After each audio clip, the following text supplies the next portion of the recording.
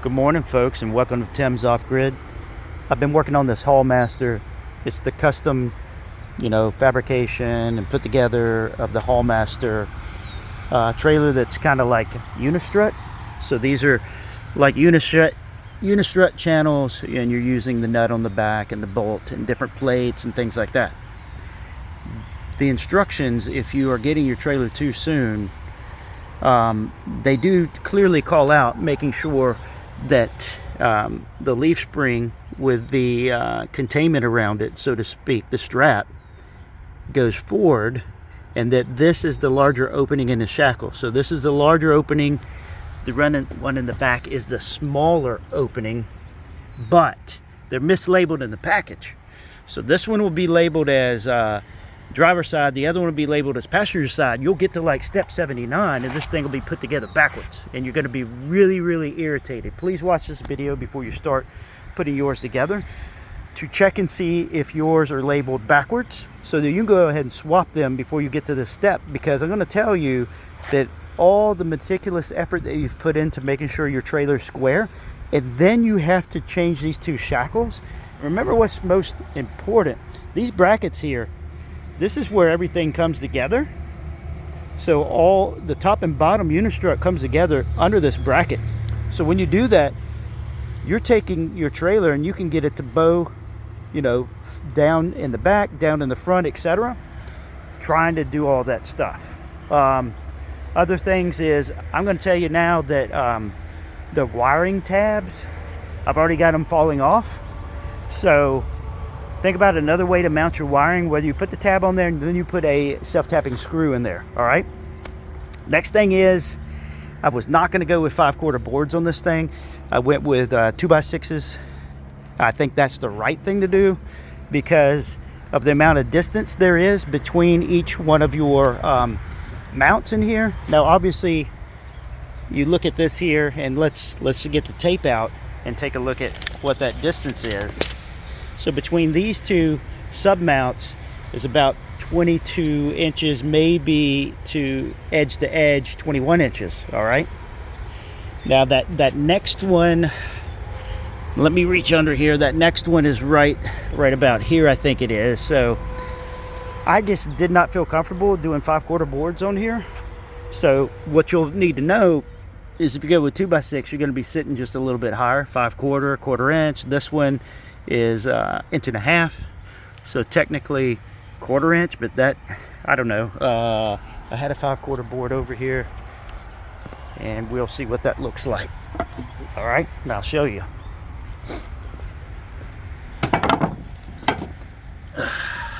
No, I can't really show you now, but regardless, a 5/4 board laying on here is about the same height. But before, when I had these in here, before I put the deck boards, I would have been able to show that. Next thing, put a wheel on here. It's gonna make it super easy to move this thing around with the wheel on it, versus you're gonna be throwing out your back trying to pick this thing up and moving it around. Just put a wheel on it. Now, what I'm working on right now, can I adapt this trailer to the tiny house that I made? I made a full 8x8 footprint. All right. So next step is I finish fastening all the boards on here. Then I go to my plywood. I've already cut one piece custom to fit over the wheel welds. I am not going to put the wheel welds on. I'm leaving that out. But I am going to give adequate height. And I measured, and it's about 4 inches or so on top of a tire, non-loaded, to the top of the wheel well. So I'm going to make sure I still have that same height. So I'll have a sheet of plywood here, sheet of plywood there. Then I'll have 4x4 boxing around that. And then I'm going to drill through, going inside the tiny house.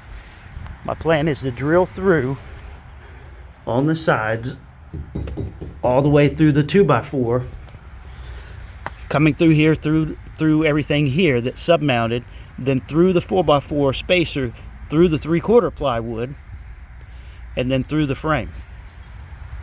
And then I've got all thread right now.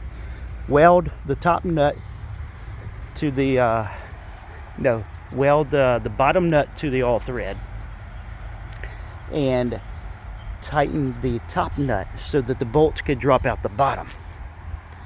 So my idea is when I finish the wall, that I finish the wall with small compartments here at the bottom of the wall where I'd have the nut here. So I could always unbolt this from the trailer if I wanted to. So wall covering all the way down, and then curve it in here at the bottom so I can always get to this nut, or drill a hole, or saw a hole here so I can always get the nut, and then maybe put a plate over each one of those areas where I can get to the nuts so I can take this on and off. So stay with me as I get this thing adapted to the trailer and see how it goes. Now the other way is you could have done 7 foot wide, 6 foot wide, but I feel confident that building a properly fastened and framed out 4x4 subframe for this to mount the tiny house to that subframe, that it will be okay. Now we'll put the back window right here at this edge. That's going to leave us 2 feet here at the end, so 2 feet for whatever. Another idea that I have too is that you could build out a structure inside this tongue as well, for storage or whatever, that also mounts to the side of the tiny house and won't block that window, hopefully. So I got some ideas, but follow the instructions. If you get to some confusing parts in the construction, you can drop me a comment here and I can tell you how I got through some of those, because some of it's not awesomely clear and some of the parts aren't labeled so great. The last thing, check for a bent rim. When this thing ships, the 2 tire packages are on top of the other packages. So strapping or something heavy will bend your rim. So watch a short that I have where I was working on the driver's side and I was working on tightening this nut. And as you're tightening this nut, you're spinning the tire, and I noticed the tire doing this. So then I went over here and spun it, and you could really see the tire was out around. It had a lot of run out. So I went right to Harbor Freight, and they have the Carlisle tires. So immediately swapped me out a Carlisle tire. At first they thought I wanted to return the trailer, and I'm like, no, I didn't need to return the trailer. I just want to swap this tire out. The trailer seems pretty awesome. I'm just not going to operate with a bent rim. So on our maiden voyage, all of a sudden we're on the side of the road because the tire disintegrates itself. So they swapped the tire out. That was awesome. So I went ahead and just bought a spare Carlisle. So then it meant both of my tires would be Carlisle. And then this fella here, this, what is it called? Good Ride? The Good Ride would be the spare. I haven't figured out where I want to mount the spare yet. I may mount the spare underneath, because if I'm going to build something in this section here or have trailer storage, I can't put the spare in there. So I would put the spare like right underneath there. There's lots of options. You could build something to mount your spares underneath. I have my spare for my camper underneath. But also, when I'm looking at how I built all this out, I'm going to make a few changes underneath here to make sure that I can get really good material for the all thread to go through. So what that means is, in a corner like this corner here, I'm going to take this 2x4 out right here. Make sure that you can see my hand. I'm going to take the 2x4 out, and then I'm going to cut the insulation out with my box cutter, and then I'm going to put a 4x4 in there. All right. So with that 4x4, now when I go through the wall stud here, it'll go through the horizontal wall stud, through the 4x4, through the next 4x4 spacer, through the 3/4, and then through the trailer frame, etc. properly. But it won't be a trailer frame out here. The trailer frame would probably be more over here. So when we get over here, I'll probably take that blocking out, put another piece of 4x4 in, etc., etc. So I am going to change a few things underneath here as we get ready. How did I block this up?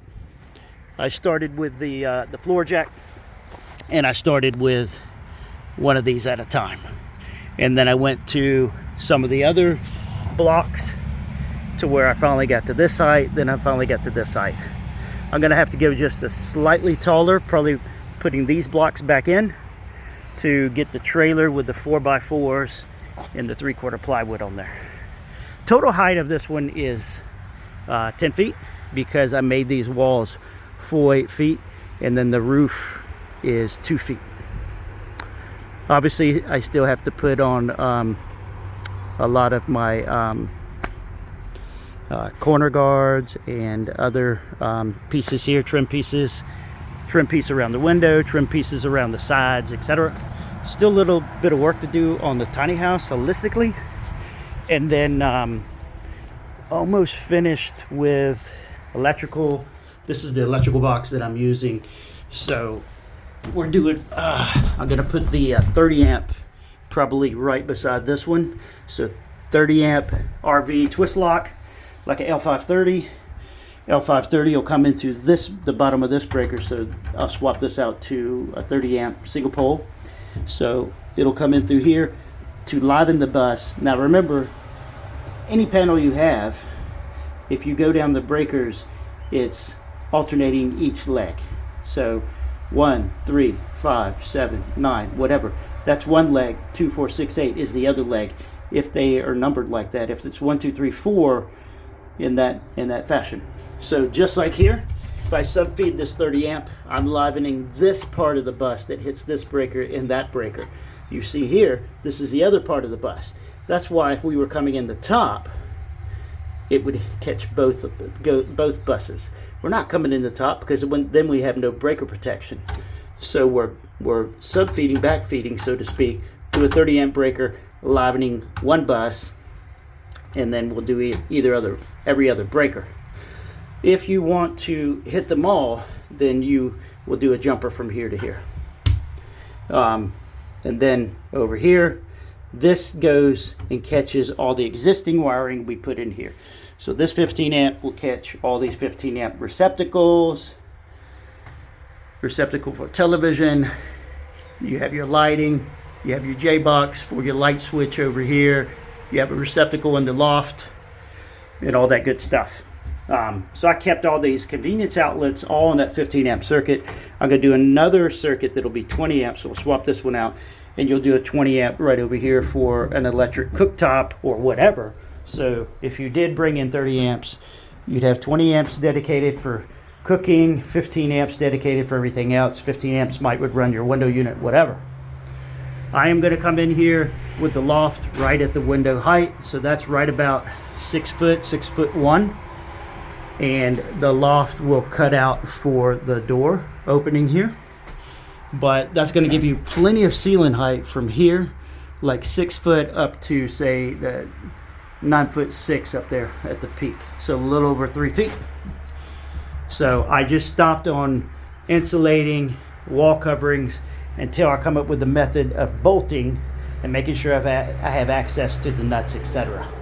So I paused on all this while I worked on getting the trailer mounted, or tiny house to the trailer. Here's the other thing. Check your windows and make sure the screens are in them. This one was in a sealed package, no screen. Packaging said it had a screen. I didn't check until I had it installed. Here's what it looks like with the screen. 2 tabs. It's easy to tell if you got your screen or not. I totally missed that. So I'm trying to work with Home Depot right now to get me a screen. Maybe they can take a screen out of one that's on the shelf and then send that one back and say it doesn't have a shelf. But everything's coming together. Appreciate everybody. Take a look, ask me any questions you have, etc. It's all coming together at this point, and here's what it looks like from the front.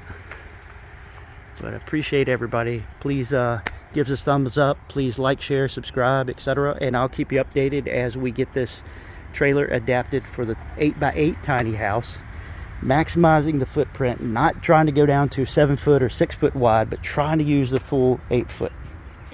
When I did put it on there to move it, I've already moved it from here all the way over here. Minimal compression of leaf springs, so still had plenty of room left above the leaf spring in the wheel well when I was testing all that out. All right, folks, have an awesome day. Appreciate it. I'll see y'all.